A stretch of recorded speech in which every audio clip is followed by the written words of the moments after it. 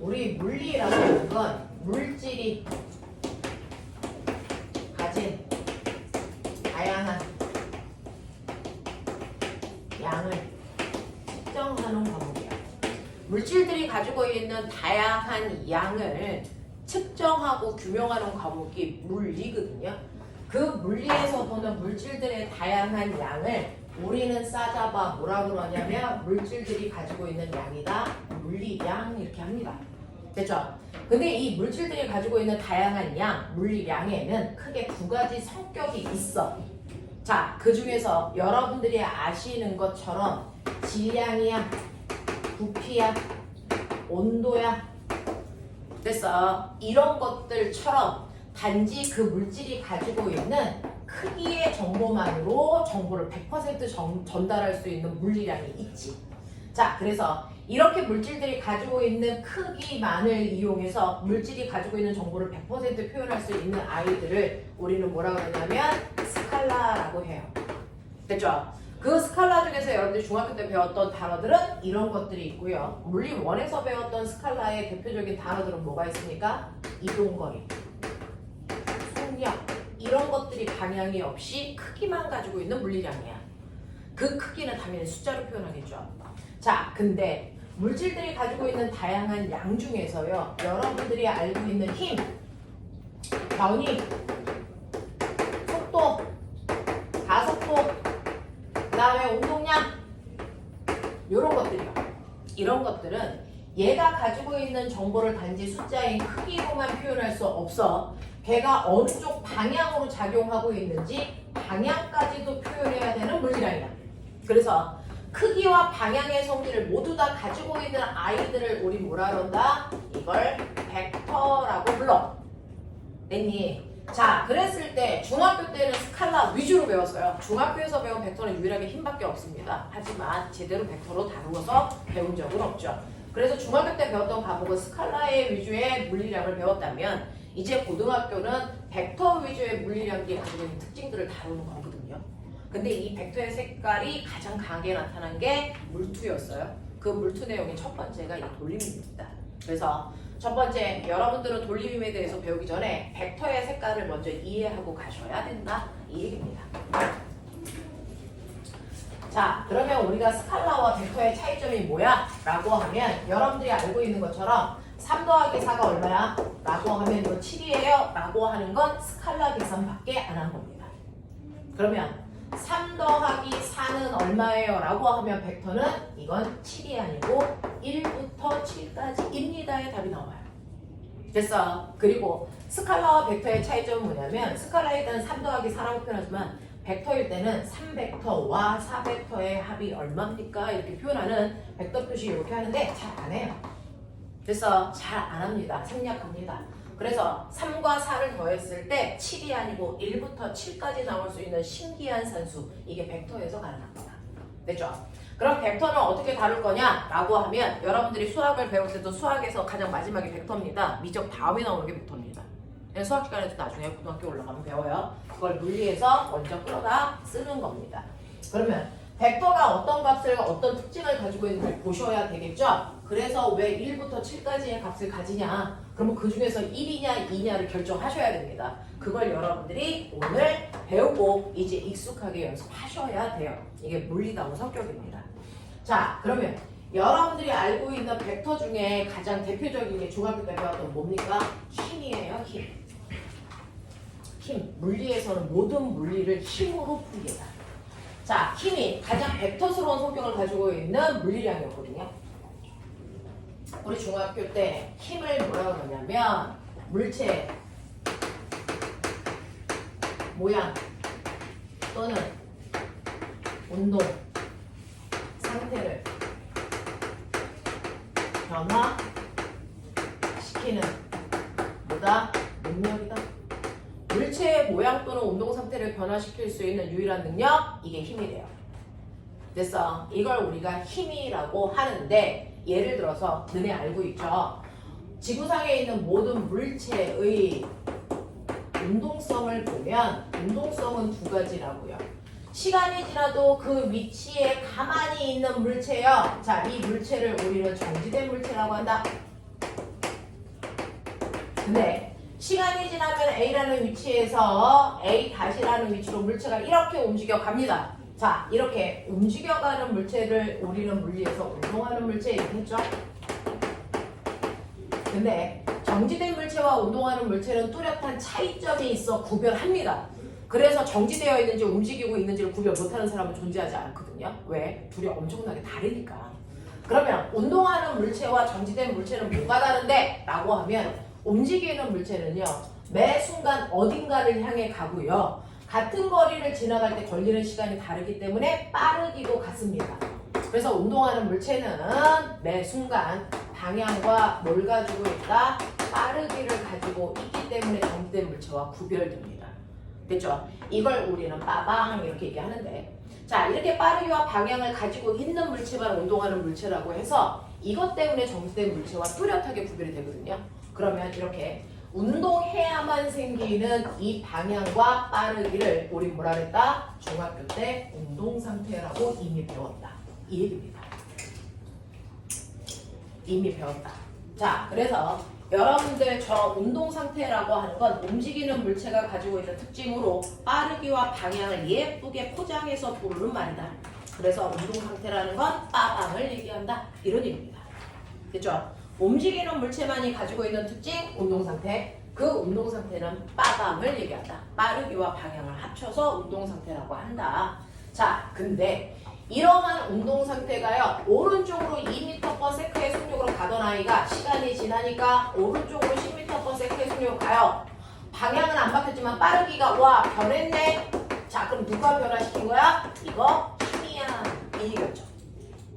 맞아? 힘을 안 주면 절대 변할 수 없어요.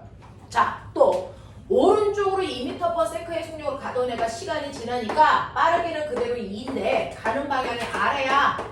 그럼 얘는 방향만 바뀌었네? 상관없어요. 어쨌든 변한 거잖아요. 됐어? 이 방향이라는 운동 상태를 변화시킬 수 있는 유일한 능력, 그거 힘이라고요. 힘이라고요. 됐죠? 그래서 물체가 움직이는데 오른쪽으로 2m/s의 속력으로 가던 아이가 그대로 오른쪽으로 가는데 10의 빠르기로 가느냐, 아니면 똑같이 2의 빠르기로 가는데 아래쪽으로 가냐, 또는 얘가 아래쪽으로 5의 빠르기로 가서 방향과 빠르기가 다 바뀌었냐, 상관없거든요. 물체가 빠르기만 바뀌어도 되고요, 또는 방향만 바뀌어도 되고요, 또는 보시는 것처럼 빠르기와 방향이 다 변해도 됩니다. 어떤 게 바뀌어도 됩니다. 어쨌든 우리가 중요하게 생각하는 빠르기와 방향 중 무엇인가가 변했다면 그 물체를 운동하는 동안 힘받았다 이렇게 판단할 수 있어요. 왜? 빠르기와 방향을 변화시킬 수 있는 유일한 능력은 힘밖에 없으니까. 됐어? 근데 어떤 애가 가다가 오른쪽으로 2m/s의 속력으로 가는데 1000년이 지나도 그대로 오른쪽으로 2m/s야. 아무것도 안 변한 거죠. 얘는 운동하는 동안 어떤 힘도 안 받았다고 판단하는 겁니다. 그렇죠? 그래서 이렇게 물체의 빠르기와 방향을 변화시킬 수 있는 유일한 능력, 그건 힘입니다. 그래서 우리는 빠르기가 바뀌었네 이렇게 해석하는 게 아니고 바뀌었으니까 힘 받았네 이렇게 판단할 수 있어야 된다. 이겁니다. 그래서 물체의 빠르기와 방향을 변화시킬 수 있는 유일한 능력, 그건 힘이랍니다. 힘이랍니다. 자, 그러면 이런 식으로 물체의 운동 상태를 변화시킬 수 있는 유일한 능력이 힘인데, 그러한 힘은 어떤 성격을 가지고 있어? 이 얘기 하겠다는 거죠. 여러분들이 알고 있는 것처럼 운동 상태 또는 모양까지도 변화시킬 수 있는 유일한 능력이 힘인데요. 이러한 힘이 뭡니까? 라고 하는 힘은요, 여러분들이 중학교 때 배웠던 것처럼 힘을 구성하는 3가지 요소가 있어. 우리가 하나의 힘을 주고 있어요 라고 하는 그 하나의 힘 안에는 3가지 성격이 들어있다는 거죠. 내가 어떤 물체가 있는데 그 물체한테 힘을 줘요. 자, 그 중에서 힘을 여러분들이 10N만큼 줬냐 100N만큼 줬느냐에 따라서 물체가 움직이는 정도가 달라지네요. 됐죠? 그러니까 힘의 가장 중요한 요소는 일단은 힘의 여러분들이 생각하는 것처럼 크기입니다. 그죠? 자, 근데 내가 힘을 주는데 여러분들이 보시는 것처럼 똑같이 10N의 힘을 줘요. 자, 10N의 힘을 주는데 A처럼 오른쪽으로 미는 힘을 준다면 얘는 오른쪽으로 끌려가요. 근데 내가 똑같이 10N의 힘을 주는데 왼쪽으로 준다면 됐어. 왼쪽 방향으로 준다면 물체는 왼쪽으로 움직이겠죠. 그러니 이 힘을 어느 방향으로 주느냐에 따라 나타나는 효과가 달라? 아, 그러면 힘은 방향도 중요한 값이구나 라는 거죠. 그래서 힘의 두 번째 요소는 힘의 방향입니다. 어느 방향으로 힘 주느냐에 따라 나타나는 결과치가 정반대입니다. 되겠죠? 그러니 운동하고 있는 물체가 있어. 얘 오른쪽으로 2의 빠르기로 가고 있어. 근데 내가 힘을 주는데요. 힘을 10조 써, 20조 써. 그것도 중요하지만 10이라는 힘을 운동 방향 같은 방향으로 주죠. 더 빨라지잖아요. 근데 자, 힘을 주는데 똑같은 크기의 힘을 주는데 운동 방향과 반대 방향으로 힘 주잖아요. 그럼 속력이 느려지잖아요. 다른 결과가 나와요. 그래서 힘을 어느 방향으로 주느냐가 대단히 중요하다라는 거고요. 세 번째는요. 힘을 주는데 그 힘을 주는 지점이 어디야? 이것도 중요해요. 자, 이것도 중요해서 여러분들이 보시는 것처럼 내가 힘을 이 병에다가 줄 건데요. 병의 머리에다가 10N의 힘을 줘요? 그럼 얘는 쓰러집니다. 맞아요? 근데 아래쪽에다가 10N의 힘을 주면 얘는 쓰러지는 게 아니고 뭡니까? 앞으로 갑니다. 됐죠? 결과가 다르게 나타난다고요. 그러니 힘은 어느 지점에다 줬는지도 대단히 중요한 값이다. 그 힘을 주는 지점을 우리가 뭐라 그런다? 힘의 작용점이라고 하더라. 그래서 힘을 구성하는 요소는 이 세 가지, 힘의 크기, 힘의 방향, 힘의 작용점이라고 표현하는 이 세 가지가 하나의 힘을 만드는 3요소예요. 라고 하는 거였죠. 자, 그러면 이러한 세 가지 요소의 힘이 작용을 할 때 그러면 이 물체한테 어느 위치에 어느 방향으로 얼마나 큰 힘을 주는지 말로 설명하기는 불편하죠. 그래서 이러한 힘을 나타내는 우리는 간단한 기호가 있어요. 힘을 나타내는 힘의 기호 뭡니까? 그 유명한 화살표입니다. 화살표입니다. 그렇죠? 늘 표현해 드렸었거든요. 그래서 A라고 하는 물체가 이렇게 있는데요. 나는 그 물체의 힘이 이렇게 작용해 라는 이 그림 하나만으로 우리는 해석할 수 있어요. 아, 힘을 이 지점에다가 줬구나. 오른쪽 방향으로 10N의 힘 줬구나. 해석이 되죠. 됐어. 그래서 힘을 나타내는 가장 간단한 기호가 바로 이 화살표고요. 그 중에서 화살표를 찍는 지점이 바로 힘을 받은 지점입니다. 여기가 바로 힘의 작용점이라고 하는 부위입니다. 됐죠? 그래서 힘을 준 지점에다가 작용점 찍으셔야 되고요. 그리고 힘을 주는 방향으로 화살표 방향 하셔야 되고요. 그리고 힘을 준 크기만큼 화살표의 길이 조절하셔야 돼요. 원래는 1N이 10N, 1cm가 10N의 힘을 나타내는 거야 라고 한다면 어떤 화살표가 3cm로 그려졌대? 그러면 길이만으로 아, 얘 30N이구나 미루어짐 할 수 있게 됐어요. 그래서 힘의 크기는 화살표의 길이로 표현했는데 우리가 시험지라고 하는 한정된 공간 안에 힘의 크기를 나타내다 보니 비례해서 길이를 그릴 수가 없거든요. 그래서 위에 몇 뉴턴이야 이렇게 쓰는 것 뿐입니다. 원래는 비례해서 그린 게 맞습니다. 됐죠? 자, 이렇게 해서 힘은 세 가지 요소로 구성되어 있는데 자, 그러면 이러한 힘이 여러분들이 보시는 것처럼 하나의 물체예요. 그래서 오른쪽 방향으로 10N의 힘을 A라고 하는 2kg짜리 물체가 받고 있어. 그럼 당연히 얘는 오른쪽 방향으로 변화가 생길 겁니다. 그래서 가속도를 구할 수 있어요.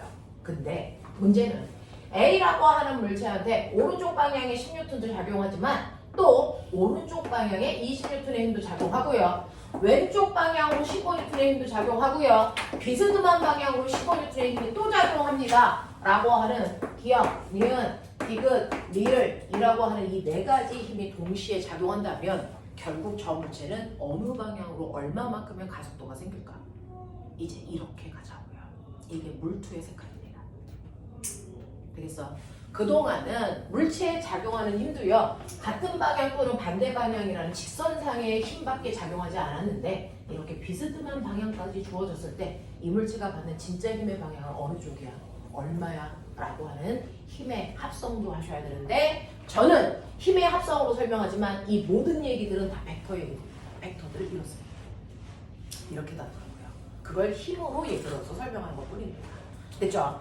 자, 그러면 우리는 이렇게 하나의 물체에 다양한 힘들이 작용을 했을 때요. 사실은 얘 결론 내려드리면 이 물체는요. 이쪽 방향으로 15N의 힘이 결론적으로 작용합니다. 그러니 이 A라고 하는 2Q짜리 물체는요. 이쪽 방향으로 가속도를 받아서 움직일 겁니다. 라고 하는 이 여러 개의 힘을 하나의 힘으로 모으는 과정이 필요하겠죠. 됐죠? 여러 개의 힘을 하나의 힘으로 만드는 과정을 우리가 힘의 합성이라고 하고 이거를 벡터 합성하는 방법으로 이해하시면 됩니다. 그랬을 때 만들어지는 하나의 힘을 우리는 뭐라 그런다? 이걸 멋진 말 됐어. 이거를 하나의 힘으로 합했어요. 합력. 그동안 이렇게 표현했는데 교과에 있는 단어가 바뀌면서 이걸 우리는 뭐라고 쓰고 있다? 알짜 힘이라고 씁니다. 알짜 힘이라고 하는 거죠. 됐죠? 그래서 물체의 운동 상태를 변화시킬 수 있는 유일한 능력은 힘이야 라고 하는데 사실은 이 힘은 알짜 힘을 얘기하는 겁니다. 물체의 운동 상태를 변화시킬 수 있는 실제 능력은 알짜 힘을 얘기하는 거죠. 되겠어? 자, 그럼 알짜 힘을 만드는 과정, 힘을 합성하는 과정을 보셔야 되겠죠? 그게 벡터 합성입니다.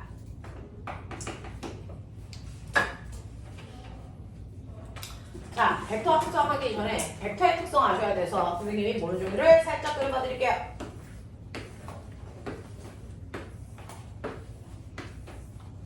이렇게 그려요. 자, 이렇게 그려놓고 여러분들이 보시는 것처럼 오른쪽으로 A 벡터가 작용해. 되죠? 네. B 벡터라는 아이도 있어. C 벡터인 아이도 있어. 되겠냐? 네. 그리고 D 벡터도 있어. 이렇게 합니다. 자, 이렇게 다양한 벡터들이 있다고 칠게요. 자, 그 중에서 A 벡터와 정확하게 같은 벡터가 있습니까? 라고 합니다. 벡터는 방향과 크기를 갖습니다. 벡터는 방향과 크기를 갖습니다. 작용점은 무시하셔도 됩니다. 됐죠? 벡터는 방향과 크기를 갖습니다. 자, 이 중에서 A와 같은 벡터 찾아라. 뭡니까? D입니다. 왜 같아요? 라고 하면 벡터의 속성, 벡터는 평행이동이 가능하다. 알겠습니까? 벡터는 평행이동이 가능하기 때문에 A 벡터 평행이동하면 D 벡터와 겹쳐집니다. 그래서 A 벡터와 D 벡터는 같은 벡터입니다. 이해되겠죠? 네. 자, 그런가 하면 저는 A 벡터와 무슨 일이 있어도 B 벡터를 같게 하고 싶어요. 방법. 어떻게 하면 되니? 어떻게 하면 될까요? A 벡터와 B 벡터를 같게 하고 싶어! 이놈의 새끼들이 어떻게 하면 돼? 힘의 크기를. 그러니까요. 어디 갈까요? A 벡터의 크기를 몇 배? 2배 하시면 되죠. 라는 뜻 이렇게 하시면 돼요. 됐죠? 크기 변화는 산수에서 배운 대로 하시면 돼요. 또는 여러분들이 아시는 것처럼 A 벡터와 B 벡터를 같게 하시는 방법은 요번에 B 벡터의 크기를 절반으로 줄여도 되죠? 이렇게 하시면 됩니다. 크기 계산은 산수에서 배운 것처럼 하시면 돼요.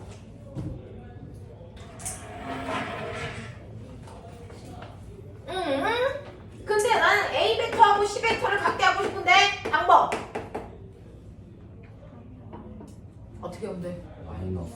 자, A 벡터와 C 벡터를 같게 하고 싶으면 두 개의 두 중에서 하나의 방향을 정반대로 바꾸면 되겠죠? 방향을 정반대로 바꿔주세요. 어떻게 표현할까요? 마이너스 이 뜻입니다. 그래서 마이너스는 수학에서는 빼라 라는 뜻인데 과학에서는 빼라 라는 뜻이 아니고 방향을 정반대로 바꿔요 라는 뜻입니다. 그래서 뿔만은 방향 표시입니다. 자, 그 중에서 마이너스는 반대 방향으로 바꿔 라는 뜻입니다. 됐죠? 그래서 이런 식으로 하면 같아요. 거꾸로 A 벡터의 방향을 정반대로 바꿔도 C 벡터와 같아지겠죠? 라고 하는 겁니다. 자, 이런 식으로 각각의 크기 변화, 그 다음에 방향 변화 어떻게 하는지 보여드렸어요. 됐죠? 이게 벡터가 가지고 있는 속성입니다. 이거 이용해서 지금부터 힘을 합성할 겁니다. 이해되겠죠? 네! 저 지운다. 칠판이 작아서 지워야 되네요.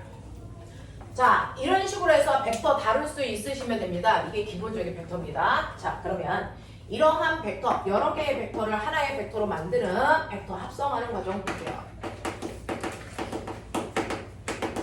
이 벡터 합성을 힘의 합성 과정으로 여러분들이 중학교 때 살짝 개념을 가지고 계시겠죠.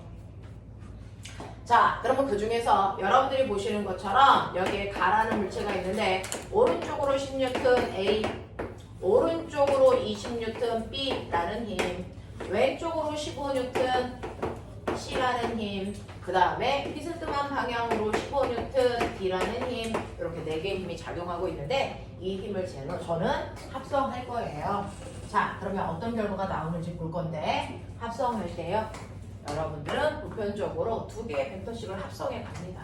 그 중에서 첫 번째 A와 B 보이시죠? 합성하는 방법 중에 여러분들이 보시는 것처럼 A와 B는 어느 방향으로 작용하는 2개의 벡터일까요? 라고 얘기하면 첫 번째 같은 방향으로 작용하는 2개의 벡터죠. 됐죠? 네. 이렇게 같은 방향으로 작용하는 벡터들을 합성하는 방법은 기존에 다 하고 계셨습니다. 어떻게 하면 됩니까? A 벡터의 크기와 B 벡터의 크기를 정말 뭐 하면 되니? 더하시면 새로운 힘이 만들어지겠죠. 그러니 10N과 20N 더하십시오. 그럼 얼마 나옵니까? 30N의 벡터가 만들어지고 그 30N의 벡터는요. 이 2개가 같은 방향이니까 그 방향으로 작용해요. 그러니 일일이 이렇게 그릴 필요 없이 이거 2개를 합해서 오른쪽 방향으로 30N이에요 라고 하는 하나의 벡터를 그려놔도 같은 효과다 이 뜻입니다. 아까 그 2개를 그리니 이렇게 하나 그려도 같은 효과야? 이 얘기야. 되겠어? 자, 그러면서 나 물어볼게요. 같은 방향이라는 건 2개의 벡터가 이루는 각도 몇 도? 몇 도? 얘와 얘 몇 도? 0도. 됐죠? 그래서 같은 방향은 그 벡터가 0도일 때, 됐어? 0도를 이루고 있을 때, 아, 그냥 더하면 되네? 그러면 30이 나오네? 이런 느낌. 이런 느낌. 되겠죠? 자, 그런가 하면 여러분들 2번째 보시면 F라는 벡터하고 C라는 벡터 2개가 이루는 방향? 무슨 방향? 반대 방향. 되겠습니까? 네. 자, 벡터 합성할 때 2번째 반대 방향으로 작용하고 있는 2개의 벡터 합성하는 방법이 뭐예요? 반대 방향은 2 벡터의 방향이 180도예요. 이런 얘기예요. 자, 그러면 실제로 여기서 뭐라 그러냐면 C 벡터와 F 벡터를 더해주세요. 이렇게 쓴단 말이야. 근데 2개를 딱 보니까 반대 방향이야. 그럼 얘를 합성할 수 있는 방법은 뭐냐면 무조건 실제로 큰 크기를 가지고 있는 벡터에서 작은 크기를 가지고 있는 벡터 값을 빼시는 겁니다. 빼시는 겁니다. 실제로. 더하라고 해도 방향이 반대일 땐 큰 값에서 작은 값을 뺍니다. 여러분들이 보시는 것처럼 F라는 벡터가 C라는 벡터보다 크기 때문에 이 값 30에서 얼마? 이 값 15를 빼야 2개를 더한 값이 나와요. 됐죠? 그래서 이렇게 해서 만들어진 새로운 F-라는 벡터는 15N의 힘을 만듭니다. 어느 방향으로? 큰 힘 방향으로 작용합니다. 그러니 F와 C를 따로 그릴 필요 없이 이거 한 번에 그릴 수 있거든요. 어떻게 그리시면 되냐면 큰 힘 방향으로 15N이에요 라고 하는 요거 하나만 그려놔도 2개의 2 힘의 효과가 다 나타난다. 요거 없애도 된다. 요런 얘기야. 요런 얘기야. 그래서 2개를 더하라고 해도 방향이 반대일 땐 큰 힘에서 작은 힘을 빼는 게 합성하는 방법이구나. 큰 힘에서 작은 힘을 빼는 게 합성하는 방향이구나. 그리고 방향은 큰 힘 방향으로 결정하면 되는구나. 여기까지예요. 됐죠? 여기까지는 여러분들이 은근히 좀 했던 거. 근데 문제는 얘겠죠. 네. 그럼 이제 같은 방향도 반대 방향도 아니네 라고 하는 이 2개의 방향을 뺀 나머지 방향 우리는 비스듬한 방향이라고 합니다. 비스듬한 방향으로 작용한다라는 얘기는 2 힘이 이루는 각도가 몇 도냐면 보시는 것처럼 0도보다는 크고요. 그죠? 힘의 각도가 180도보다는 작아요 라고 하는 이 사이값을 우리는 물리에서 비스듬한 방향이라고 얘기하겠다. 이런 얘기예요. 자, 그럼 비스듬한 방향으로 작용하는 2 힘이 있을 때 얘네들을 합성하는 방법은 3가지가 있어요. 3가지가 있는데 여러분들은 보편적으로 하나를 쓰는데 그 중에서 하나가 뭐냐면 바로 평행, 사변, 형법 이거 써요. 평행사변형법이라는 걸 씁니다. 평행사변형법은 선생님이 여기 그림을 지울게요.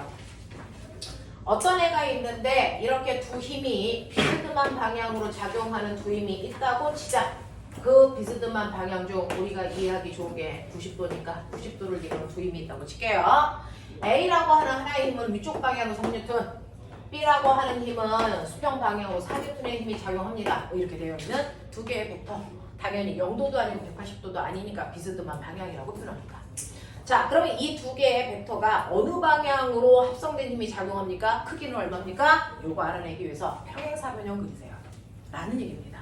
그러면 A 머리 끝에다가요, B와 평행하게 선을 그으시면 돼요.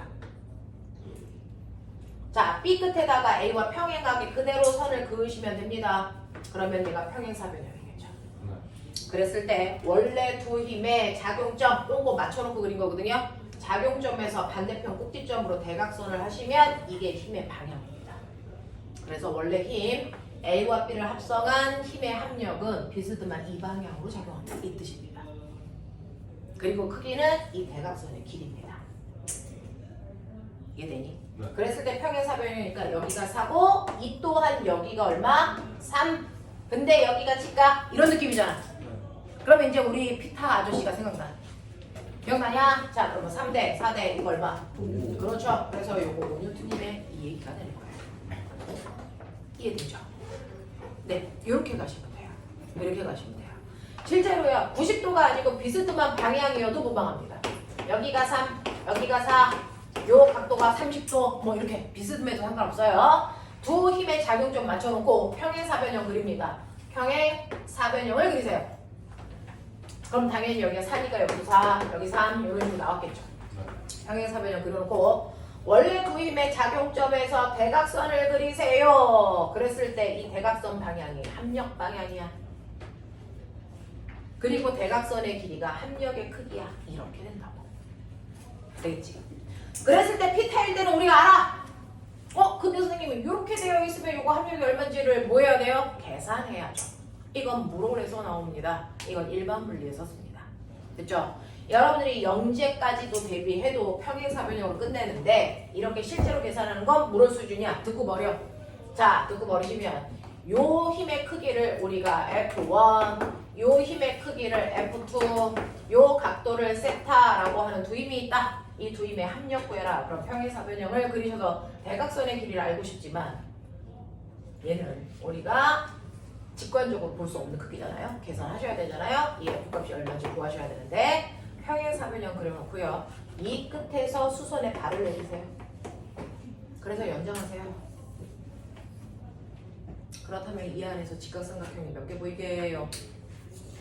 2개 보입니다. 이 안에 있는 작은 직각삼각형과 밖에 있는 큰 직각삼각형 보입니까? 네. 2개를 만든 겁니다. 2개를 만들었을 때 여러분들이 보시면 안에 있는 작은 직각삼각형 평행사변형이니까 이 각도가 세타면 얘도 세타 이죠. 네. 그 다음 요 변의 길이와 요 변의 길이는 반드시 같습니다. 왜? 평행사변형이니까. 그렇다면 직각삼각형이니까 꼬매가 이 길이와 이 길이를 우리가 삼각함수로 구할 수 있죠. 자, 물투까지 내용을 할 때요. 올림까지 문제 풀 때 사인하고 코사인까지만 아시면 다 된다. 미적 같은 거 필요 없다. 그럼 제가 이제 물어볼게요. 사인, 코사인 아십니까? 다행이야. 그럼 됐어. 자, 그러면 여기가 90도이고요. 요 각이 세타야. 그러면 요 변의 길이를 뭐라고 할까? 요 길이가 F1이니까 얘가 F1 사인 세타. 멋져? 이렇게 구하라고. 됐죠? 요 변의 길이 뭐로 구합니까? 해봐. F1 뭡니까? 코사인 세타가 요 변의 길이. 됐죠? 그러면 이제 작은 직각삼각형은 역할 다 한 거야. 얘 무시. 이런 느낌. 됐어? 그럼 밖에 있는 커다란 직각삼각형만 남았네. 그런 뜻이죠. 그랬을 때 밖에 있는 커다란 직각삼각형 잘 보시면 직각삼각형 세 변의 길이의 관계 기억나요? A제곱은 B제곱 더하기 C제곱이다. 됐냐? 네. 그러니까 A변의 길이는 여기에 루트 값이다. 됐죠? 그 A변이 F입니다. 내가 구하고자 하는. 그리고 B변이 요 길입니다. C변이 이 길입니다. 되겠죠? 자, 해볼게요. 자, 그렇다면 이때 여러분들이 보시는 내가 구하려는 힘 F는 루트 보이죠?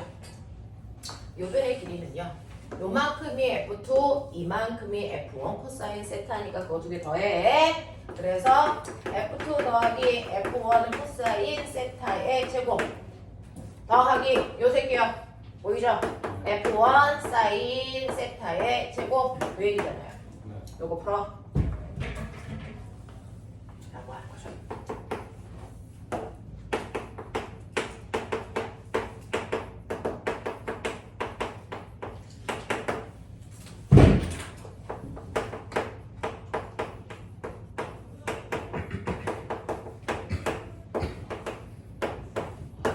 이렇게 돼요. 됐죠?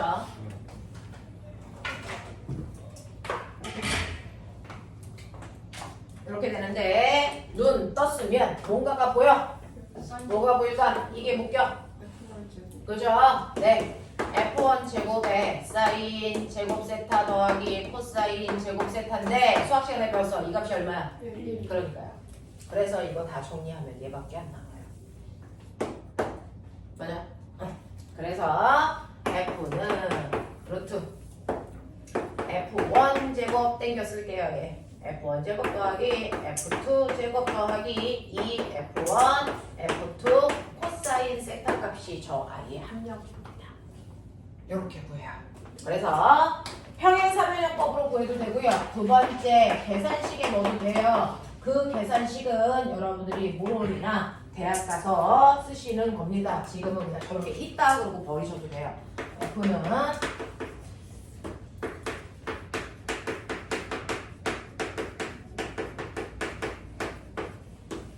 이렇게 계산할 수도 있다. 자, 그 다음에 세 번째는 뭐가 있냐면요. 세 번째는 삼각형법이라는 게 있어요.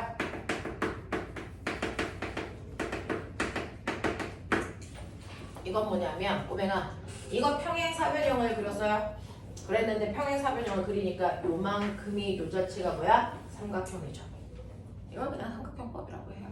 근데 평행사변형 그릴 때와 막바로 삼각형을 그릴 때 차이점이 뭐냐면 평행사변형을 그릴 거면 원래 힘 F1이 오른쪽으로 4N이고요.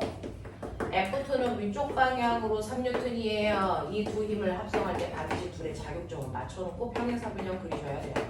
그랬을 때 대각선의 합력 방향이고 합력의 크기입니다. 그죠? 근데 삼각형 그린다는 건 요것만 그린다는 얘기예요. 그럴 때는 꼬맹아 어떻게 합니까? F1이라고 하는 4N에 머리에다가 3N의 작용점을 붙여놓고 이렇게 그린 거죠.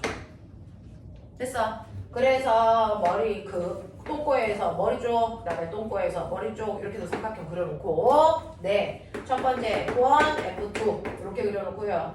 얘 똥꼬에서 얘 머리 방향으로 화살표 하시면 합력 방향 이렇게 되는 거야. 이게 삼각형법이야.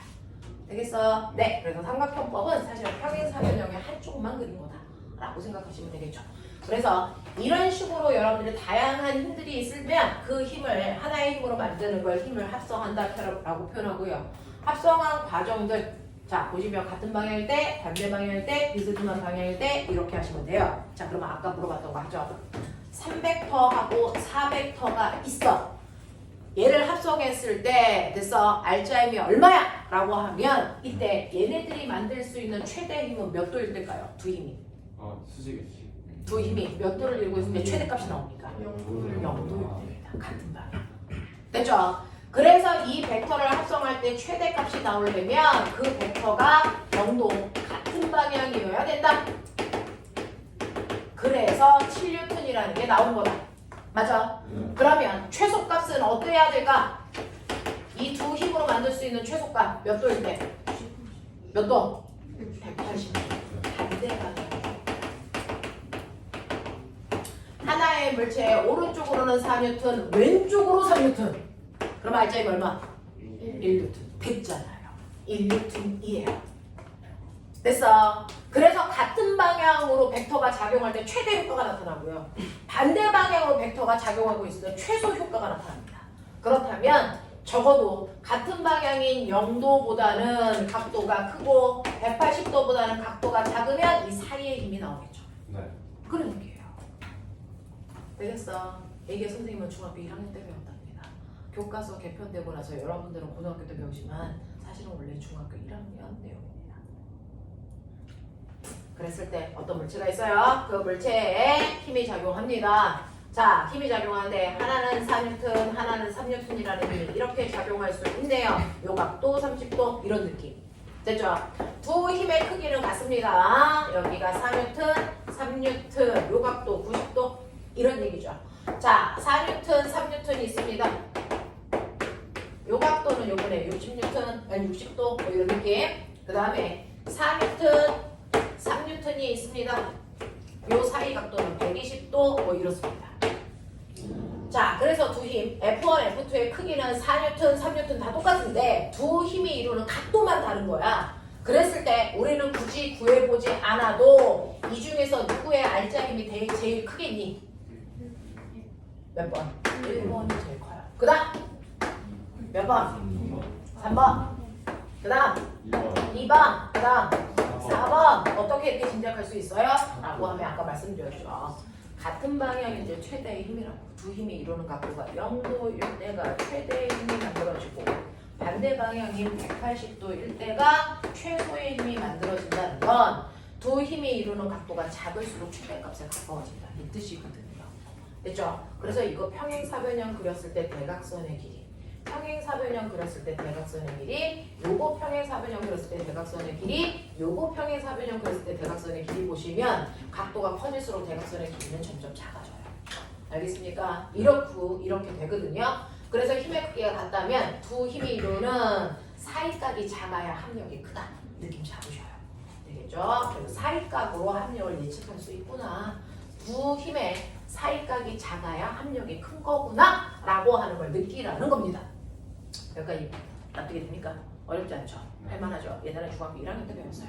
그렇죠? 자, 이런 식으로 여러분들이 벡터를 합성할 수 있어. 그래서 이런 식으로 F1이라는 벡터가 있고 여러분들이 보시는 것처럼 이런 식으로 F2라는 벡터가 있으면 이 두 개의 벡터의 평행사변형을 그렸을 때 작용점에서 대각선 한 방향이 실제로 알짜인 방향이라고 하죠. 이거를 여러 개의 벡터를 하나의 벡터로 만드는 걸 벡터 합성이라고 표현하죠. 그러면 이거에 거꾸로 된 말을 표현해봐. 벡터 합성의 반대말은 뭐야? 하나의 벡터를 여러 개의 벡터로 뭐 하는 거니? 나누는 거야. 여러 개의 벡터를 하나의 벡터로 만들어내는 걸 벡터 합성이라고 하는데요. 만약에 어떤 F라는 힘이잖아. 이 힘을 주면 이 힘은 그래서 X축 방향의 수선에 발을 내렸을 때 여기 요 힘과 Y축 방향의 수선에 발을 내렸을 때 요 힘 두 개로 나누어질 수도 있어요. 됐죠? 그래서 거꾸로 하나의 벡터를 여러 개의 벡터로 나누는 걸 우리가 벡터 분해라고 한다. 가능하냐? 벡터 분해라고 한다. 자, 그랬을 때 수선에 발을 내렸으니까 각각이 90도이겠지만 우리는 한쪽 삼각형만 보죠. 직각삼각형. 그랬을 때 F로부터 X축이 이루는 요 각도를 세타라고 하자. 그렇다면 요 크기가 바로 F2의 크기겠죠. 평행사변형이니까. 그쵸? 자, 그랬을 때 요 값이 F라면 요 크기는 얼마로 우리가 볼 수 있다? F 코사인 세타 값으로 보면 된다. 맞지? 자, 그러면 요거는 얘랑 같으니까 얘 어떻게 보면 된다? F 사인 세타로 치환해서 보시면 된다. 이해되죠? 그래서 하나의 벡터를 여러 개의 벡터로 분해할 수도 있다. 이거 벡터 분해다. 그럼 반드시 수선에 발을 내려서 이렇게 90도가 되게 분해해요? 아니요. 내 편의에 의해서 하나의 힘을 다양하게 분해할 수도 있죠. 그래서 하나의 힘을 얘가 이 힘과 됐어? 이 힘으로 나뉘어졌다라고 생각하셔도 돼요. 그랬을 때 이 두 개의 평행사변형을 그렸을 때 대각선이 얘야 라고 하는 이제 그런 모습이 나와야 되는데 예쁘게 그리면 어떻게 되니? 이렇게? 이렇게? 그래서 평행사변이 얘야. 아니어도 그렇게 봐. 뭐 그런 느낌. 그래서 방향은 네 맘대로 틀면 돼. 네, 일반적으로 우리는 이렇게 90도로 나눈다. 그래서 X축 방향의 힘과 Y축 방향의 힘으로 나누어서 모든 물체의 운동을 설명할 거다. 하지만 반드시 X축과 Y축으로 나눌 필요는 없더라.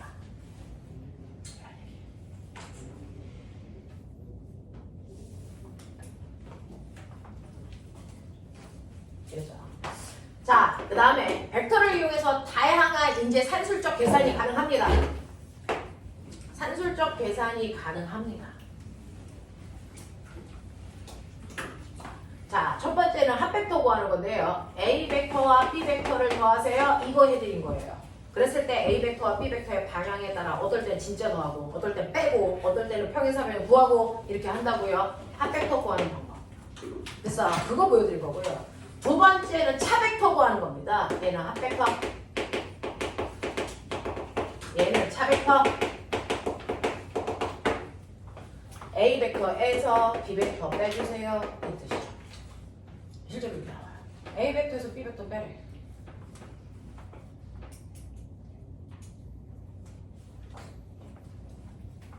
A 벡터에서 B 벡터 빼주세요 라고 하는 이 얘기 어떻게 하는 거예요? 라고 하면 됐죠? 네, 뺀다의 의미가 뭐냐? 아까 했지? 이거 뭐야?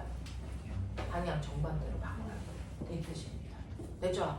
그래서 이거 A 벡터에다가 B 벡터의 방향을 정반대로 바꿔서 더해 이 뜻이야. 이런 뜻이야. 됐죠? 그래서 예를 들어서 어떤 물체의 오른쪽 방향으로 4N의 A 벡터가 있다고 치자. 그리고 오른쪽 방향으로 3N이라고 하는 B 벡터가 있다고 치자. 되겠어? 자, 그럼 첫 번째 합 벡터 구해. 얼마? 네, 오른쪽 방향으로 7. 되겠어? 차 벡터 구해. 그러면 A 벡터에다가 B 벡터의 방향을 정반대로 바꾸래. 보여? 바꾸래. 이렇게 가는 거야. 그럼 두 개가 무슨 방향? 반대방. 그렇죠. 그러면 합 벡터 어느 쪽으로? 오른쪽 방향으로 몇 N? 1N. 이렇게 나와. 알겠어? 이 얘기인데 우리 이거 더럽게 많이 쓸 거야. 왜? 가속도 구해봐. 가속도 구하는 식. 가속도 구하는 식. 가속도는 일정한 시간 동안의 속도 변화량 맞니? 네. 해. 일정한 시간 동안에 나중 속도에서 속도 벡터잖아. 처음 속도를 뭐 하라고? 빼라고. 되겠냐? 이 얘기야. 어떤 물체를 실에 매달아 뱅글뱅글 돌려. 등속 원운동해. 그랬을 때 A 지점에 있을 때 여기를 A 지점이라고 할게요. A 지점에 있을 때 속도 방향은 원의 접선 방향. 이게 처음 속도. 됐죠? 이게 처음 속도. 그 다음에 얘가 이렇게 돌아서 B까지 왔어. B에서의 속도 방향은 원의 접선 방향. 이 방향이라고 합니다. 되겠어? 이게 V. 자, 근데 등속이니까 빠르게는 똑같겠죠? 10이라고 치자. 방향만 달라. 알겠냐? 그럼 A에서 B로 갈 때 가속도가 얼마야? 이런 거 물어봐요. 요각도 30도 이런 식으로. 되겠어? 그러면 나중 속도에서 처음 속도의 방향을 바꿔서도 하라는 얘기니까 나중 속도에다가 요거 그대로 평행이동할게요. 나중 속도에다가 처음 속도를 방향을 정반대로 바꿔 이 방향이야. 됐냐? 네. 그래서 나중 속도에다가 처음 속도 방향을 정반대로 바꿔서 합성하세요 라고 하죠. 자, 꼬맹아 요각도 얼마? 이거 그대로 갖다 붙이면 요각도가 얼마였냐? 요각도가 얼마게? 이게 얼마야? 30 맞아? 그러면 이거 방향 이렇게 바꾸면 요각도가 얼마냐? 150 이죠? 네. 그래서 여기 150 이렇게 해서 평행사변을 그려서 합성. 알겠냐? 이게 가능해야 돼. 이해 되겠어? 이런 느낌. 되겠죠? 자, 그래서 우리는 이렇게 차 벡터 많이 쓸 거야. 그래서 차 벡터의 의미, 이건 빼라는 의미가 사실은 방향을 정반대로 바꿔서 벡터 합성하는 얘기구나. 이런 식으로. 되겠어? 네, 가능합니다. 자, 이런 식으로 해서 여러분들이 벡터를 다룰 수 있으면 된다. 그래서 벡터는 이런 식으로 산술적으로 계산하시는 거예요 라는 얘기를 했습니다. 저희 책은 밖에 나가요.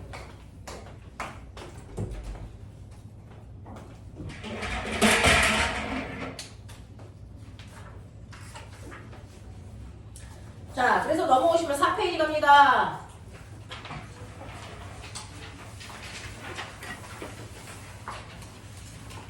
자, 4페이지에 보시면 4페이지에 기본 문제라고 하는 그 기본 같지 않은 기본 문제가 있어.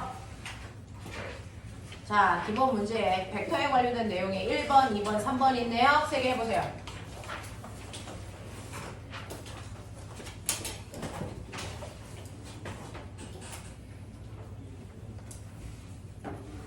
일단은 1번만.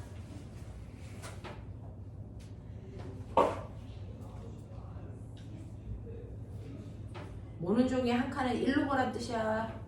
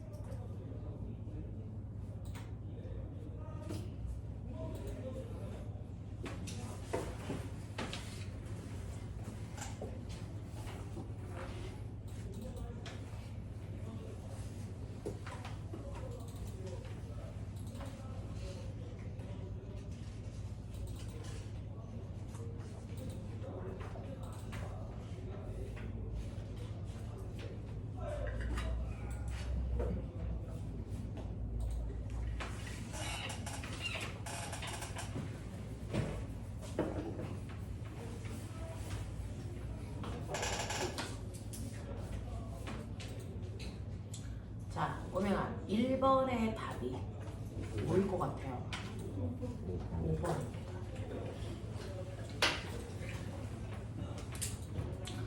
문제는 기억하고 니은은 좀 할 것 같은데 디귿이 관건이고요.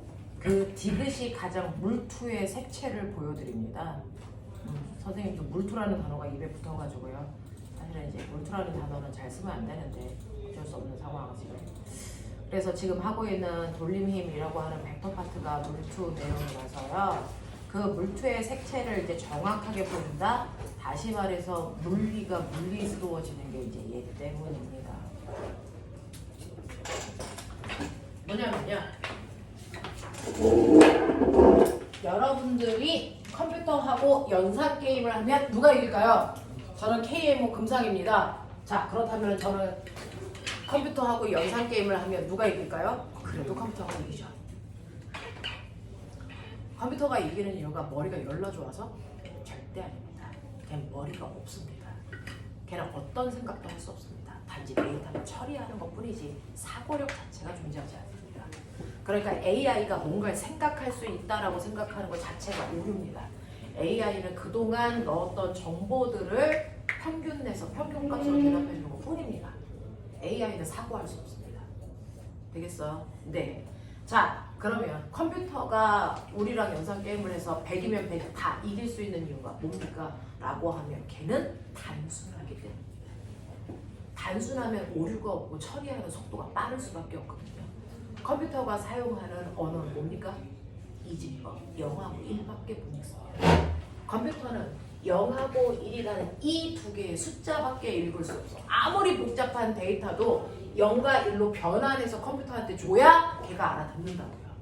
그러니까 여러분들이 워드를 쳐도 워드에서 저장하는 그 순간 컴퓨터는 모든 글자를 0과 1로 분석합니다. 그거밖에 못해. 그래서 걔는 아무리 어려운 숫자라도 0과 1에 더하기 빼기야. 그러니까 속도가 빠르고 오류가 없죠. 근데 우리가 쓰는 숫자는 뭡니까? 0부터 9까지가 훨씬 많아. 그래서 처리하는데 복잡한 거야. 그럼 어떻게 하자? 오류가 없이 정확하게 출력하기 위해서 우리도 뭐하자? 단순화시키자. 너네들 사고가 너무 복잡해서 오히려 물리를 못하거든요. 단순화시키는 연습을 하자는 거죠. 그래서 거기에 있는 디귿은 단순한 새끼들이 맞춘다. 복잡하게 보면 못 맞춘다라는 겁니다. 그 단순화시키는 연습을 이미 중학교 1학년 수학 시간에 했습니다. 자, 여러분들이 보시면 디귿을 어떻게 했습니까? 라고 하는 걸 됐죠? 디귿을 어떻게 풀었을까요? 라고 하는 거야. 유연아 어떻게 풀었어? 디귿? 자, 여러분들이 디귿을 풀어 나가는 과정들이 조금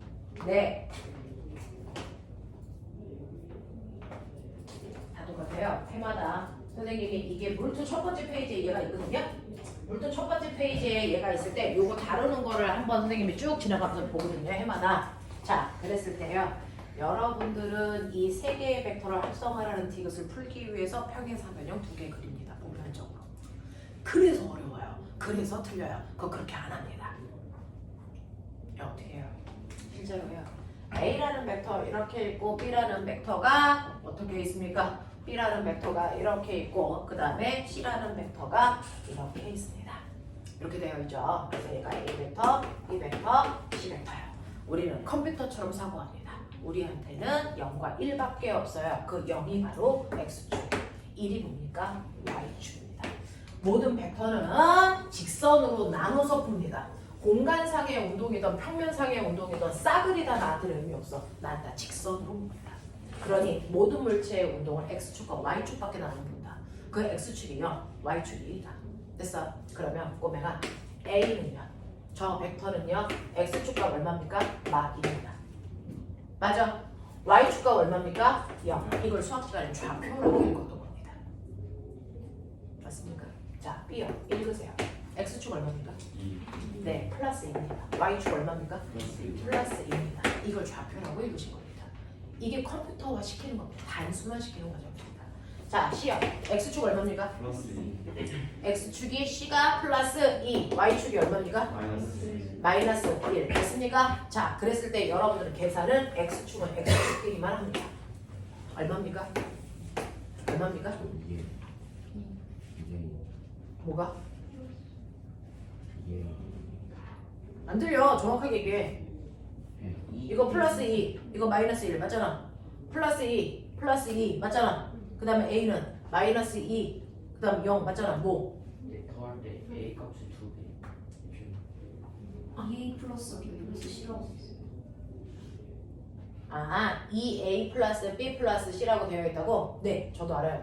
자, 근데 자 이거 더해보세요. 이거 얼마 나옵니까? 2 이거 플러스 2.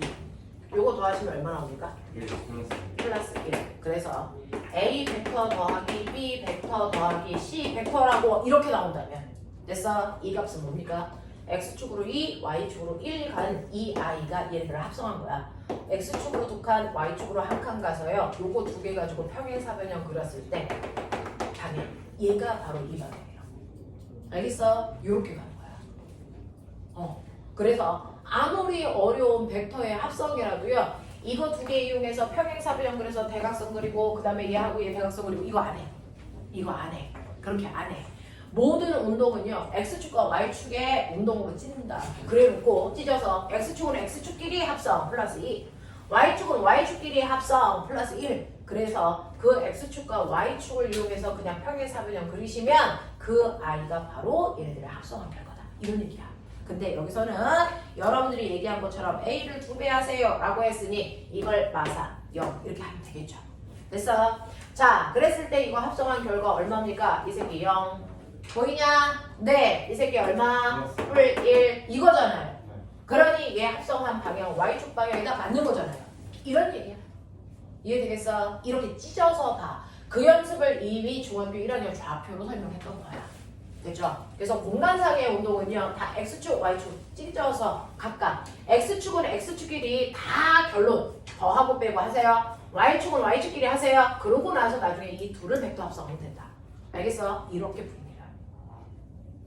그러니 꼬맹아 네가 공을 던져. 자, 지면이야.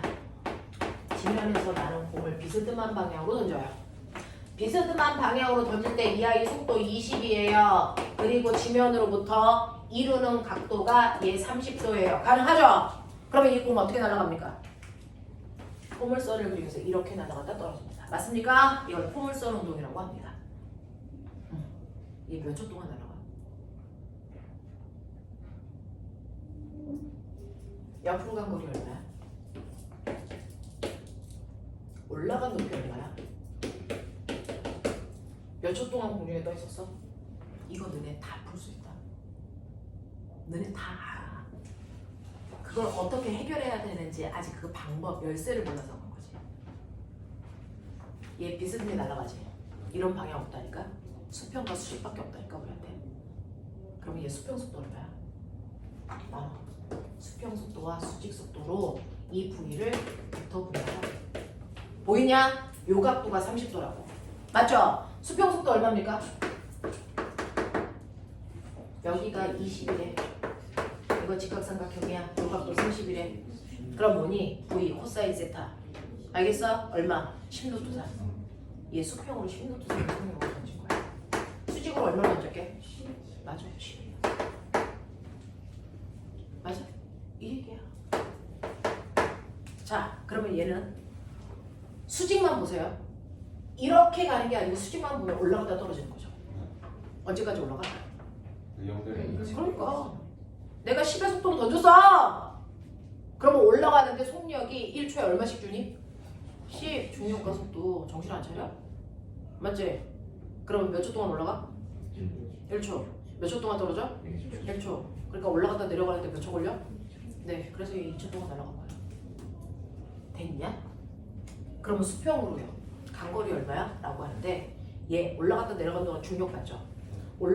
얘가 그 운동하는 동안 수평을 받는 힘 있어 없어? 없어요. 사람이 한번 던지고 나서 손 떨어진 후부터 보는 거거든요. 내 손에서 날아간 이후부터 보면 수평으로 미는 어떤 힘도 작용하지 않아. 그러면 수평 방향은 어떤 힘도 안 작용하네? 무슨 운동 해야 되니? 힘 안 받아. 등속. 수평으로는 10루트 3이라는 등속으로 가. 몇 초 동안?